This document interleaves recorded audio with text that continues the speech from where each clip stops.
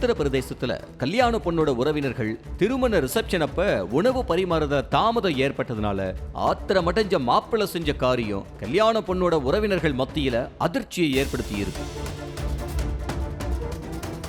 உத்தரப்பிரதேச மாநிலம் சந்த்வலி மாவட்டம் ஹம்திபூர் அப்படிங்கிற கிராமத்தைச் சேர்ந்த இளைஞர் மெக்தாப்புக்கும் அதே பகுதியைச் சேர்ந்த பெண்ணுக்கும் கடந்த சில மாசத்துக்கு முன்னாடி திருமணம் நிச்சயமாயிருக்கு. இந்த நிலையில திருமணத்தன்னைக்கு பெண் வீட்டுல மாப்பிள்ளை வீட்டார வரவேற்கக்கூடிய நிகழ்ச்சி தடபுடலா நடந்திருக்கு.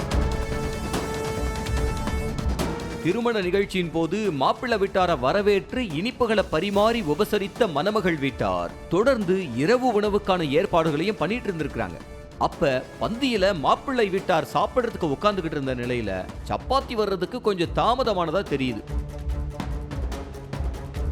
இதனால ஆத்திரமடைஞ்ச மாப்பிள்ளை வீட்டார் மணமகள் வீட்டார சரமாரியா திட்டிட்டு மண்டபத்தை விட்டும் வெளியேறியதா தெரியுது. இந்த விஷயத்தை கேள்விப்பட்டு கொந்தளித்த மாப்பிள்ளை மெக்தாப் பெண் வீட்டிலிருந்து வெளியேறினது மட்டும் இல்லாம பெண் வீட்டார பழி வாங்குறதுக்காக அவருடைய சொந்தக்கார பொண்ண அப்பவே திருமணம் செஞ்சிட்டாரு. மகளோட திருமணத்துக்காக பெற்றோர் சுமாரா 1.5 லட்சம் ரூபாய் வரதட்சணை உட்பட 7 லட்சம் ரூபாய் செலவு பண்ணியிருந்த நிலையில திருமணத்துல கலாட்டா செஞ்சு மாப்பிள்ளை வீட்டார் கல்யாணத்தையே நிறுத்தியது பெண் வீட்டார் தலையில இடியே விழுந்தது போல இருந்திருக்கு. இதுக்கப்புறம் பெண் வீட்டார் காவல் நிலையத்துல புகார் அளிச்ச நிலையில போலீசார் நடவடிக்கை ஏதும் எடுக்கலன்னு தெரியுது.